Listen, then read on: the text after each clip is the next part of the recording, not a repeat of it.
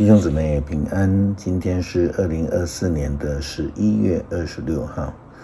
今天的经文是诗篇76篇，以西结书第29章第1节到12节，启示录11章15节到19节。今天要跟大家分享的主题是万王之王。除了但以理的异象以外，以西结先知也是看见异象的先知。我们对以西结书最熟悉的大概就是那一段尸骨跳舞，又再度的从尸骨的当中长筋生肉结皮，并且又领受了上帝的灵，再度成为活人。我们从今天的经文以西结书29章第1节到12节，先知提到的上帝的启示说道。圣经说，我们流亡的第10年10月12号，上帝对我说话，他说：必朽的人啊，你要斥责埃及王，你要斥责他，也斥责埃及，要告诉他，至高的上主这样说：埃及王啊，我要敌对你，你像潜伏在河里的大鳄鱼。你说尼罗河是你的，是你造的，我要用钩子钩你的腮，使河里的鱼紧贴住你的鳞甲，然后要把你拉出尼罗河，连那些紧贴在你的鱼也一起拉出来。我要把你和鱼都抛弃在旷野，你将横尸荒地，没有人会收埋。我要用你的尸体喂飞鸟走兽，这样所有的埃及人就知道我是上主。上主说：埃及人啊，以色列人倚靠你们的支持，其实你们不过是一根脆弱的拐杖，他们一住着你们，你们就断了，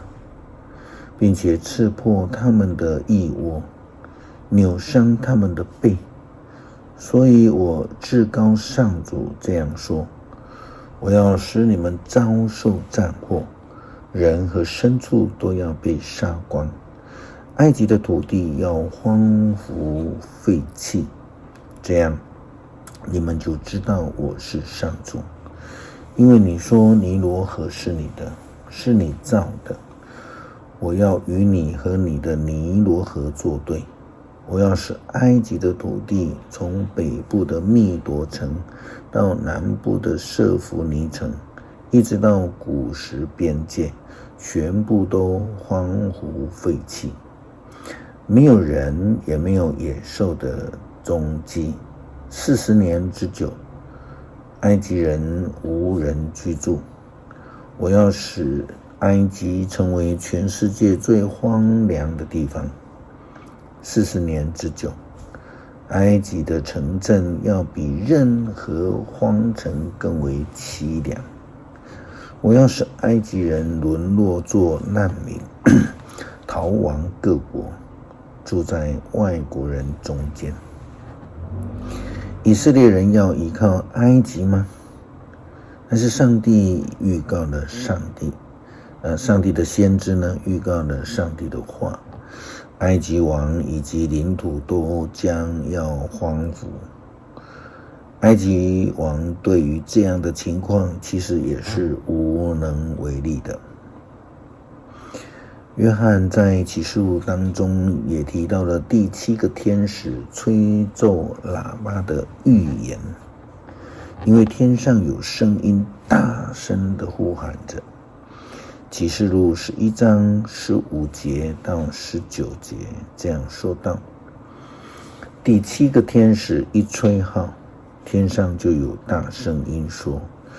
统治宇宙的大权已经属于我们的主和他所立的基督了。他要掌权，世事无穷。那在上帝面前坐在自己位上的24个长老都俯伏在地上敬拜上帝，说：昔在今在的全能主上帝啊，我们感谢你，因为你运用你的大能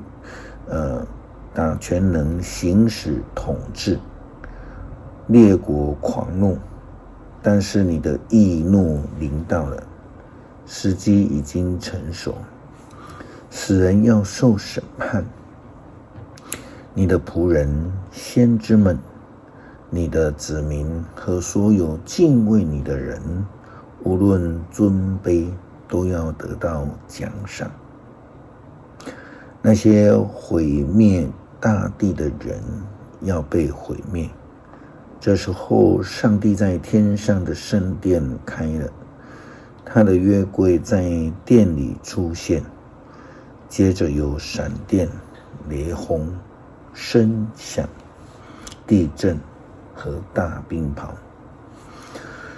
无论是谁在地上的国度掌权，都是在上帝的掌理当中。虽然外邦看起来气势强盛，可是呢，上帝的气更是凌驾其上，因为上帝